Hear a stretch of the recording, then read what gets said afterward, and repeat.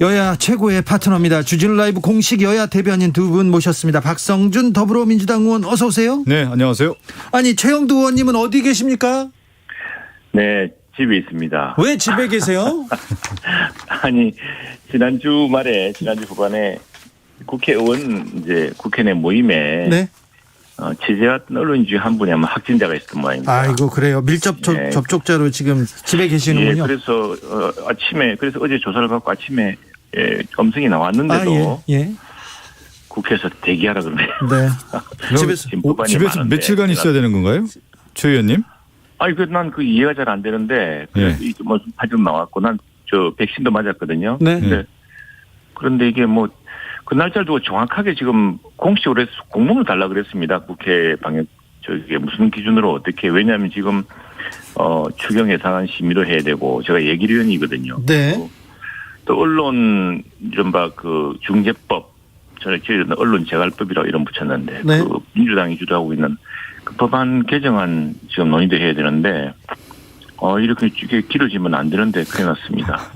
아, 네. 그 건강에는 이상이 없으신 거죠? 이상이 없죠. 네네. 이상이 없는데 지금 입법 활동이 지금 큰 장애를 맞아왔습니다. 네, 걱정입니다. 그리고 집에서 또 잘하십시오. 집안일도 좀 하시고요. 네. 국민들은 속이 타는데 재난지원금 혼란 계속 부추기고 있습니다. 정치권에서 정부는 뭐 하고 있냐 이런 얘기 계속 나오는데 이 얘기에 대해서는 최영두 의원이 먼저 얘기하셔야 될 것 같습니다. 네, 이게 지금 저희 당이 기본 원칙은 이겁니다. 네. 우선에 정부가 국민에게 진 빚부터 갚아라. 그러니까 행정명령을 통해서 지난해부터 소상공인들 또 자영업자들에 대해서 영업을 제한해 오지 않았습니까? 네. 밤 몇 시부터 하지 말라든가 몇 명 이상 받지 말라든가. 그래서 영업을 제한해 왔기 때문에 그 제한했던 만큼 손실을 보상해야 된다는 것이 일단 기준이었는데 민주당의 의원들도 상당수 찬성했어요. 같이 함께 법안을 내기도 했고 했는데 정부에서 그 민주당의 지도부에서 어떤 결정을 내렸는지 그 손실 보상은 어느 기준까지 해줄 수가 없다는 거고 그냥 지금 소상공인 한 집당 나누면 얼마 되지도 않은 돈을 그 빚 갚는 게 아니죠. 아니면서 대부분 국민들한테 그냥 골고루 나눠주자 이런 방향으로 자꾸 흘러가고 있어서 그래서 기본은 뭐냐면 우선에 이 행정명령으로 생업을 제한했던 만큼 그분들한테 우선 두텁게 드리고 그러자는 것이 지금 제 입장인데 자꾸 민주당은 선거를 지켜서 그런 것인지 전 국민에게 다 주자 이렇게 이야기를 하는데 이준석 대표도 다른 얘기를 아니 좀 이건 정리를 좀 할 필요가 있는 게요. 지금 이제 국회 안에서 보편적 지급이냐 선별적 지급이냐 여러 이제 논란이 있었지 않았습니까? 그런데 어제 송영길 대표와 이제 국민의힘 이준석 대표가 이제 만나서 회동을 했고 전 국민 재난지원금과 관련해서 이제 합의를 한 건데 여기에 이제 합의의 함축적 의미는 두 가지라고 볼 수가 있을 것 같아요. 코로나 위기 이후에 다시 새로운 어떤 팬데믹이 나오니까 그러면 전 국민 그동안에 피해를 봤던 전 국민에 대해서 지원을 하고 또 하나가 뭐냐면 국민의힘 야당에서 주장했던 소상공인 자영업자에 대한 손실 보상 여기까지 포함하는 두 축으로 가는 합의를 이룬 거죠. 그렇게 해서 어제 합의를 이룬 건데 이준석 대표의 안에 대해서 국민의힘 내부의 논란에 의해서 이것이 다시 번복되는 사례가 왔는데 이건 상당히 이제 정당 정치에서 위기라고 볼 수가 있어요.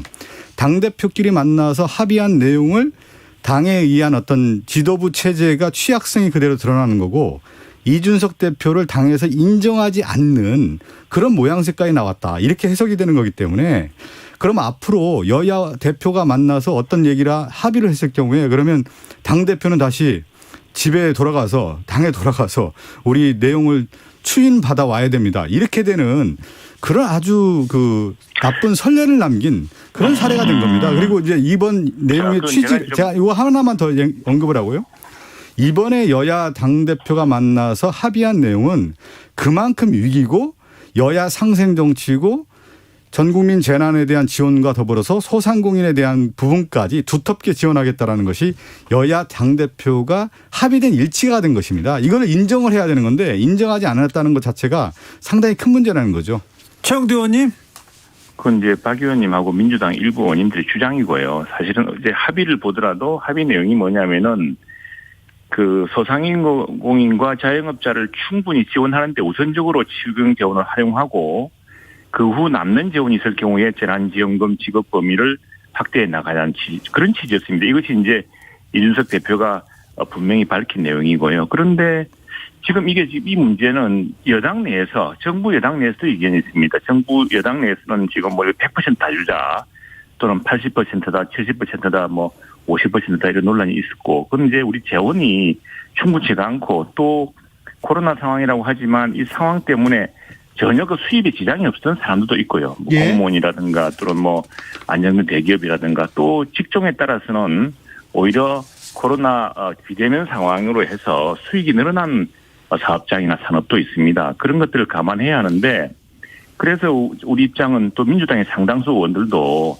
소상공인과 자영업자들은 이제 정부의 방역에 협조하기 위해서 스스로 영업을 제한하고 영업시간을 줄이고 또 막대한 손실이 나는데도 불구하고 개인들이 지금 빚을 지어서 마구 왔던 거거든요. 그런데 돌려줘야 되는 것은 당연한 일인데. 최 의원님, 네네. 요거 이제 하나 이제 문제 제기를 좀 할 필요가 있는 게 저희 당에서도 사실 이제 뭐 80%냐 70%냐 100%냐 전국민 재난이 논란이 있었습니다. 야당도 이 전국민 재난지원금과 관련된 논란이 있었고요. 또 손실보상과 관련된 주장에 대한 논란이 있었단 말이에요. 그러면 논란이 계속 지속되는 부분을 놔둬야 되는 거냐.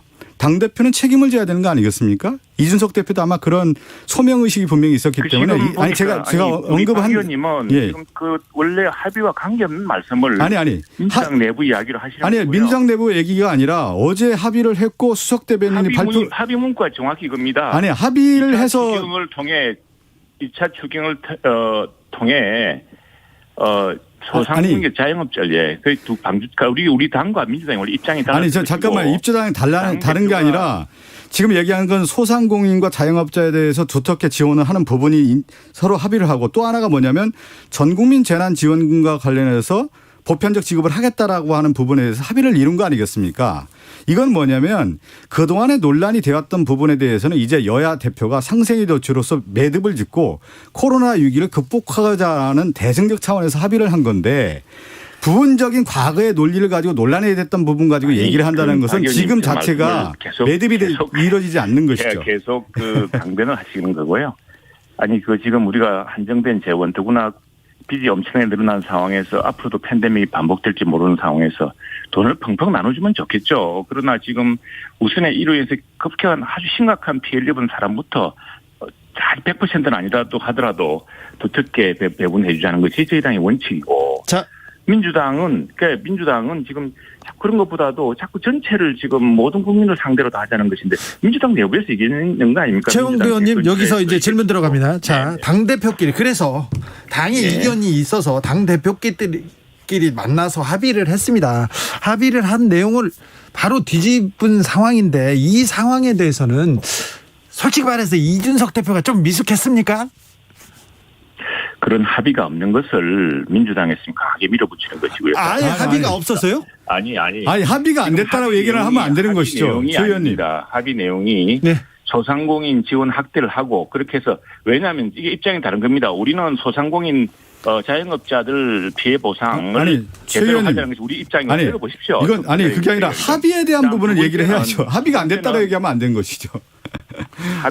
합의가 아주 포괄적인 합의인데 그 포괄적인 합의를 두고서 우리는 우리 축에서 이야기를 하는데 민주당에서는 민주당 축으로 이야기를 해버리면은 자 그러면 또 하나 이야기 들어보십시오. 최홍두 의원님 그리고 어제는 이게 이제 지금 코로나 방역 단계 거리두기 강화 때문에 네. 1대1로밖에 못 만난 거 아니겠습니까? 예. 원래 같으면 이제 정책위 의장이 한다든가 또 하나 이런 문제가 있는 것이고 그래서 어제 커다란 원칙에서 지금 여야 대표가 뭐 사실 형님하고 같은 그런 좋은 분위기에서 이 말고도 다른 이야기를 아주 포괄적인 이야기를 한 것을 두고서 민주당 내에서 이준석 대표가 원외이고 특히나 이 문제에 대해서 그 이준석 대표가 일부 그 포괄적으로 이렇게 이야기한 부분을 아주 그 집중적으로 무슨 합의한 것처럼 지금 그러면 제가 언급을 좀 할게요. 뭐냐면 우리가 이제 그 당대표를 뽑는 것은 뭐냐면 포괄적 위임을 하는 것이죠.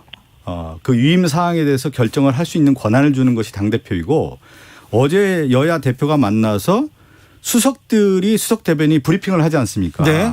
그래서 이렇게 합의를 이뤘고 전 국민 재난지원금은 지급하기로 했다라고 하는 것을 발표를 합니다. 근데 2353님께서 회담 후 이준석 대표가 SNS에서 밝혔어요. 전 국민 지급이 맞는데요. 이렇게 물어보기도 맞습니다. 합니다. 그걸 했는데 이 부분에 대해서 지금 당내에서 김기현 원내대표라든가 정책위 의장이 이게 반대한 거 아닙니까? 반대를 하면서 원점으로 이제 회귀가 된 겁니다. 그러면 이 부분에 대해서 국민의힘에서 그 관련된 내용에 대해서 정확하게 언급을 하는 건 맞는 것이지 합의가 이루어지지 않았다는 것 자체로 몰고 가서는 안 된다. 이 말씀을 합의였거나 어제 그 짧은 시간에 여러 가지 이야기 있었다고 합니다. 지구당을 다시 복원하는 문제, 네. 또 무슨 여러 가지 지금 민주당이나 또 국민의힘이나 선거법 지난번에 선거법을 이제 해놓고 비례위성 정당을 만들었던 사안에 대해서 이제 이걸 하자는 그런 여러 가지 이야기를 한 중에 이제 하나가 있었던 것인데.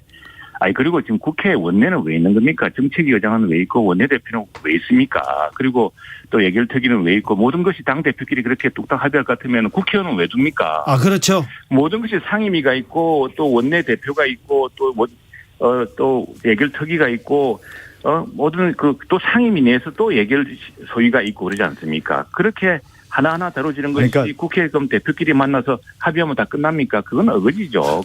당대표를 뽑는 건 뭐냐면 중요한 문제가 있을 때는 여야가 만나서 대승적 차원에서 협의도 이루고 이걸 결정을 하라고 해서 이제 당대표도 뽑고 거기에 따라서 따르는 것이 지도 체제 아닙니까? 그걸 원천적으로 부정하는 꼴이 됐다는 것이죠.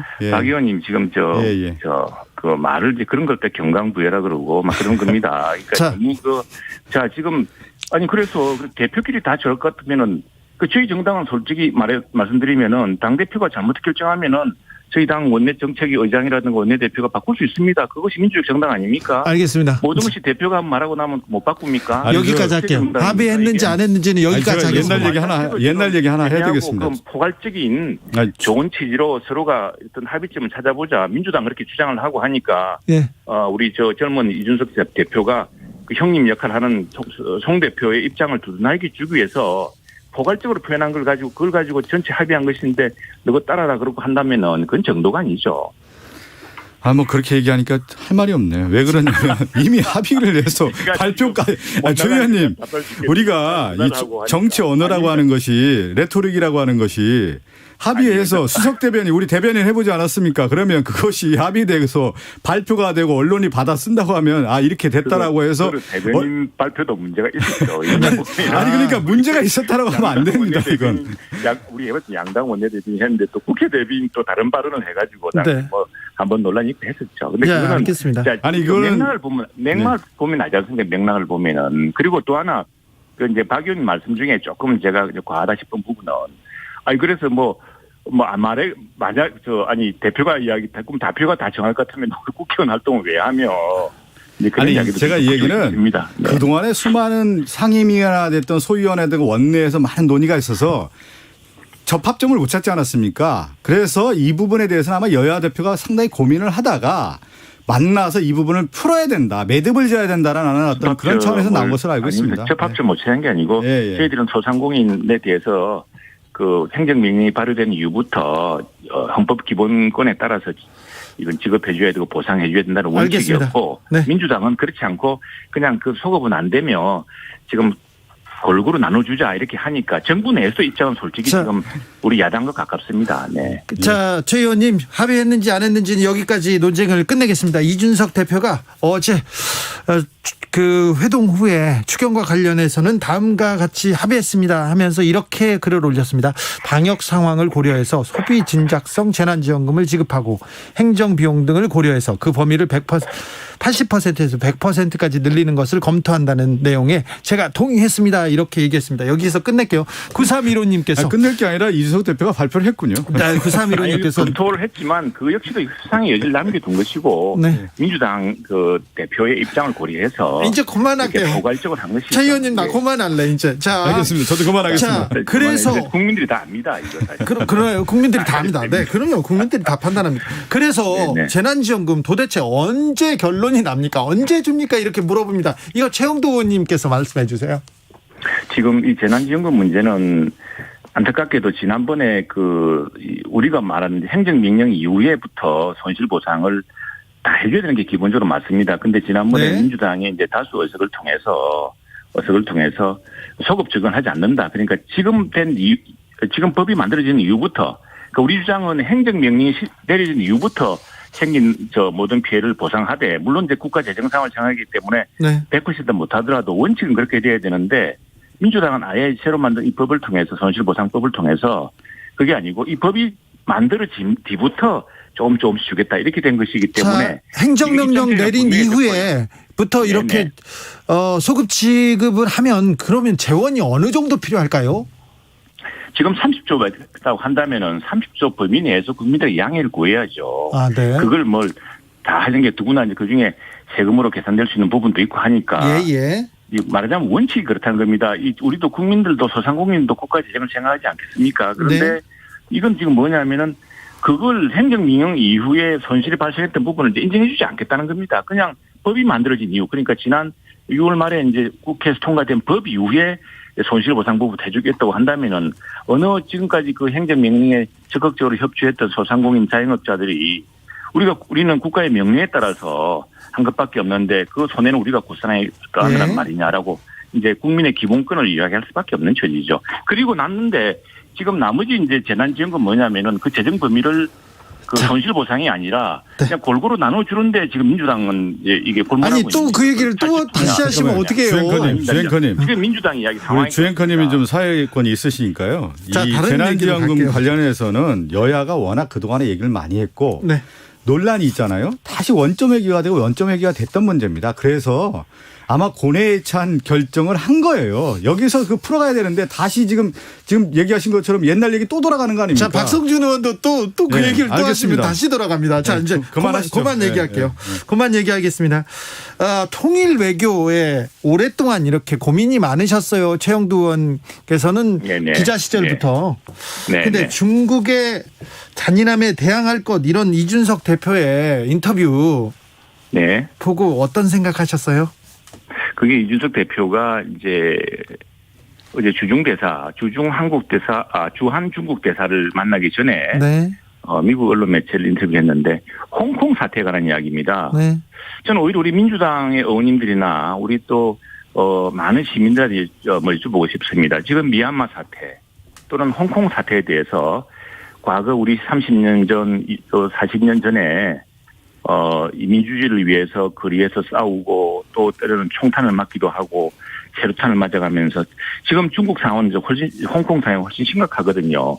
거기에 대한 전 세계적 여론을 이야기한 것이고 거기에 대해서 우리 20, 30대들은 이런 문제에 대해서 중국의 그 잔인함에 대해서 우리는 그냥 묵할 수 없다라고 이야기한 것이죠. 그런 것을 가지고 간 것이고 이게 이제 당대표, 누구나 야당 대표 아닙니까? 여당 대표와 정부의 대통령이라든가 장관이라면 다르겠습니다만 여당 대표가 국민의 더구나 20, 30대 젊은 사람들의 여론을 전달하는 것은 당연한 일이죠. 제가 요건 한 말씀 드려야 되는데 아니 중국과 맞서 싸우자는 것이 아니고 네, 알겠습니다. 중국이 홍콩의 사태를 진압하면서 중국의 민주화 요구를 홍콩의 민주화 요구를 진압하면서 보여준 그런 태도들, 그런 잔인함에 대해서 한국의 젊은이들이 지금 상당히 걱정하고 있고.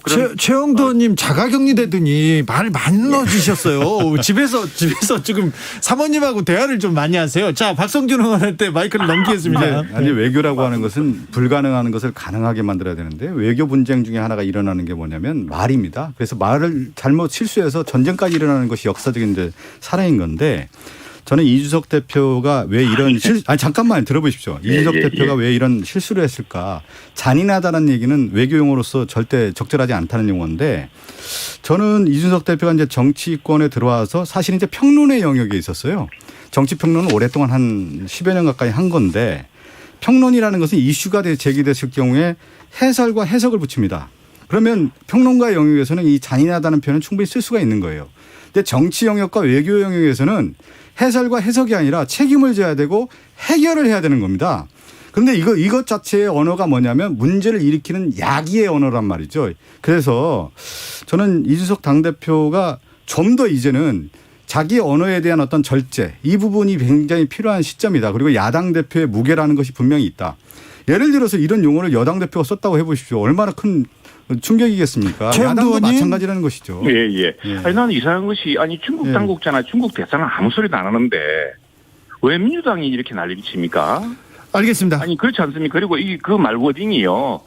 중국이 뭐 대한민국에 대해서 잔인하겠다고 했던 것이 아니고, 중국 정부가 홍콩의 민주화 요구에 대해서 했던 그 잔인한 처사에 대해서 우리 젊은 사람들은 분노하고 있고 그런 걸 용납하지 않을 것이다 이야기했는데 알겠습니다. 그렇게 말도 못합니까? 국민의힘 야당의 외교통 최영두 의원님이 이렇게 정리합니다. 자, 민주당 경선으로 잘 가볼게요. 민주당 네. 경선 어떻게 보고 계십니까, 최영두 의원님? 자, 이재명 대 반 이재명 구도로 이렇게 나눠지는 것 같은데 어떻게 보세요? 네, 상당히 여러 가지 변수가 있겠다. 변화도 있겠고 또 역시 그 경선이라는 걸 막 해보니까 여러 또 재미가 있구나. 또 뭐 지난번에 왜 배심원단 같은 게 있었지 않았습니까? 네. 그런 방식도 좀 특이하구나. 그리고 거기에서 이제 또 역시 이게 그 미국 대선도 그렇고 대선도 그런데 이 사람들이 직접 만나서 대선 주자들을 만나보면은 그 사람의 개개인의 장점, 친밀감, 호감도 이런 게 드러나는데 이 대선도 경선도 어떤 변수가 또 있을 수 있겠구나라고 이렇게 느껴질 만큼 상당히 그 다이내믹한 경선처럼 보입니다. 민주당 경선에 변수가 보입니까? 변수가 있지 않을까요? 왜냐하면은 굉장히 고정적이었는데 지난번 그동안 뭐 여론조사를 다 믿을 수는 없습니다만 여론조사를 보면은 1위와 2, 3위 격차, 2, 3위 후보 민주당 내 후보 간의 격차가 상당히 컸는데 최근에 그게 조금 좁혀지고 2위 후보가 좀 부상하는 그런 양상이 보이지 않습니까? 그리고 이제 또 경선이라는 것이 이제 지금 클럽에 통과된 남은 후보들끼리 또 새로운 합종 유행이 생길 테고 또 이게 이제 지역 순회 경선을 하지 않습니까? 그 이전에 2001년, 2002년에 노무현 대통령이 당선될 때의 다이내믹처럼 그 당시도 뭐 대선 주자는 유력한 후보가 따로 있었습니다만 광주, 전남을 거치면서 배당을 생기고 하는 이런 양상들이 있었기 때문에 또 뭐 민주당이 이런 그때 경선이어서 제가 뭐 주제 넘게 자꾸 이야기하는 게 그렇습니다만 관찰자로서 볼 때는 상당히 다이내믹이 살아나고 있다는 생각이 듭니다. 이재명 캠프의 대변인 맡고 있는 박성준 의원은 어떻게 보고 계신지요? 아니 뭐 모든 경선도 그렇고 이제 후보가 1위 후보에 대한 대립각에 서게 되는 거죠. 그래서 이제 언론에서 표현할 때 이재명 대 반 이재명 노선이라는 표현을 쓰는 건데 네. 이번 경선 같은 경우는 이재명 후보에 대한 부분과 7명의 이제 다른 후보가 있었지 않습니까? 거기에 따라서 이재명 후보는 이런 노선을 걷게 되는 것이죠. 본선을 위해서는 다 포용을 하고 관용을 하고 또 하나는 이제 신중과 신뢰라고 하는 어떤 그런 가치를 지향하면서 통합형의 어떤 모습을 가려고 하다 보니까 상대의 공격에 대해서는 그냥 수용하고 받아들이는 모습이었습니다. 그렇죠. 그럴 수밖에 없는 구도였고 저는 그렇게 가는 게 맞다고 보고요. 네. 그러다 보면 이재명 후보의 기존의 어떤 모습이 어떻게 보면 상당히 어떤 추진력이 강하고 사이다 발언도 하고 이런 모습이었는데 전혀 다른 모습이다 보니까 아마 그러한 모습에 기대를 했던 분들은 좀 달라졌구나. 그렇지만 이제 다른 공격에 대한 부분은 더욱더 이제 많은 분들이 이제 관심을 갖게 되는 것이죠. 그런 구도가 이제 형성된 건데 저는 1차 이제 예비 경선이 끝나고 이 본 경선을 넘어가는 시점은 좀 다르다고 봅니다. 1차 예비 경선 경우는 여러 후보들에 대한 어떤 관심들이 이제 있다고 보면은 2차 본 경선은 이제 그야말로 당원과 유권자 국민들이 어떻게 바라보냐면 내년 대선의 3월 9일 날 이길 후보, 누가 이겨야만 하는 후보, 이길 수 있는 후보에 대해서 좀 더 각광을 받게 되는 후보에게 갈 수밖에 없다. 그러면서 그 대세와 물결이 이어지는 것이지 이제부터 이제 시작이 되는 것이죠. 그런 면에서는 저는 1차 예비 경선이 이제 마감이 되고 본 경선이 들어가면서 좀 더 후보가 두각이 나타날 것이다 이렇게 보고 있습니다. 국민의힘에서 김재원 네. 최고위원을 비롯한 몇몇이 네. 추미애를 찍겠다 이런 그 역선택 얘기는 어떻게 보고 계시는지요? 그러면 이제 김재원 최고위원에 대한 부분은 좀 제가 비판을 할 수밖에 없는데 김재원 최고가 정치를 오래 했고요. 또 정무수석도 했고 네. 변호사 출신 아닙니까? 그럼 민주주의의 가장 기본 원리는 뭡니까? 정당 정치 아니겠어요? 정당이라고 하는 것은 정치적 충원 기능이 있는 것이죠.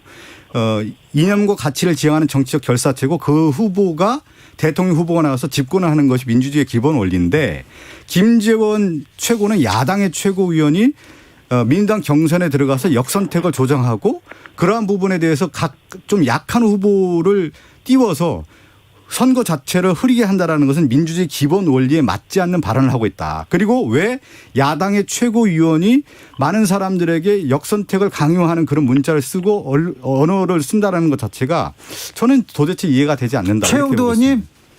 아니, 저한테도 사실 그 민주당에서 제 민주당원이 아니고 저는 국민의힘 국회의원 아닙니까? 근데 여러 사람이 민주당에서 국민선거인단에 참여해달라고 문자가 와요. 예. 그래서 아마 김재원 최고위원의 이야기도 나한테도 문자가 왔는데 너 정작 전 그렇게 간절히 원한다면 내가 들어가서 나는 여성 대통령을 멋지게 부른 어느 후보를 지지하겠다고 이야기했던 겁니다. 근데 그게 뭐가 문제냐는 것인데 아니 그러면 보내지 말아야죠. 왜 이렇게 그 문자를 저희들한테도 많이 보내놓고 하루에 몇 차례씩 옵니다. 그러면 저한테도 많이 오는데 국민선거인단 지지 자체가 지지자나 당원이 아닌 사람들의 의견도 듣겠다는 거 아닙니까? 그런데 그렇게 많이 보내놓고 지금 그 김재원 최고위원이 그런 이야기 했다고 또 그걸 가지고 아니 근데 최영도 의원님 그리고 또 하나 야당의 최고위원 정도면 좀 무게가 있어야 되는 거 아닙니까? 그러한 부분에 대해서 왔다고 해서 역선택하라고 이렇게 문자도 보내고 그러면 역선택이라고 하는데 역선택이라고 하는데 추미애 그러면 저 민주당에서 그렇게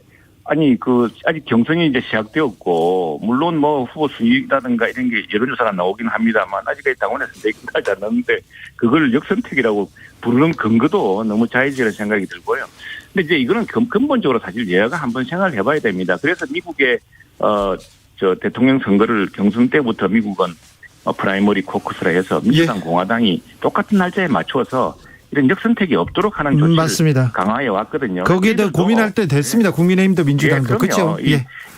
어떤 선관위가 여론조사 예비 선거도 조금 관리하게 해서 역선택을 막는 근본적인 대책을 해야지. 지금 역선택이라고 사실 되는 것도 아니고요. 이게 뭐 압도적인 국민 여론이 있는 것이고 저는 뭐 지지 여론이 있는 이제 마칠 시간이 돼서 마지막 질문으로 넘어가겠습니다. 오늘 최영도 의원님은 이제 전화 끝나고 우리 인터뷰 끝나고 전화 통화해야 되겠어요. 자, 마지막 질문입니다. 국민의힘 주자 중에 야권 주자 중에 최재형 전 감사원장이 국민의힘과 좀 더 밀착하는 것처럼 가까워진 것처럼 보입니다. 이건 어떻게 생각하십니까? 짧게 부탁드리겠습니다. 최영도 의원님. 네, 저희들로서는 그 인품이라든가 또는 그 가정사라든가 평소에 살아온 소신 또 그 여러 가지 그 미담 같은 걸 해서 참 이분이야말로 우리 당에 제일 적합한 유력한 후보가 될 수 있겠다고 생각하고 있고요. 아, 그래요? 빨리 예, 그럼요. 윤석열 전 총장보다 조금 호감이 있네요. 저기 최영도 의원님. 아닙니다. 윤석열 총장도 법치를 위해서 싸웠던 부분을 높이 평가하고 있고 그분도 서둘러서 이렇게 좀 입당해 줬으면 좋겠다는 생각이고. 박성준 의원님. 제가 또 이제 시간을 저도 좀 스케했습니다. 최 의원님. 보수의 가치를 실현해온 분이기 때문에 상당히 많은 당원들에도 신망을 보고 계시죠. 자, 박성준 의원님. 대통령 선거는 착한 사람을 뽑는 게 아닙니다. 국가를 위해서 국가를 위해서 일할 수 있는 사람을 뽑는 거고 보다 더 능력 있는 사람을 뽑는 거고. 누가 착해요? 아니 지금 그런 얘기 아니겠습니까? 착한 사람이라는 표현이 맞는 것 같아요. 잠깐만 얘기할게요. 그러면서 대통령 선거의 후보들은 자기 신화와 자기 드라마를 만들어내야 되는 겁니다. 그런 드라마적인 측면에서 대중적인 어떤 인기를 모을 수 있는 사람이 돼야 되는 건데 과연 최재형 원장이 그런 삶을 살아왔는지 한번 보겠습니다. 최가박당 여기서 인사드리겠습니다. 다음 주에는 스튜디오에서 뵙겠습니다. 최영도 의원님 감사합니다. 박성준 의원님. 네, 감사합니다. 고맙습니다.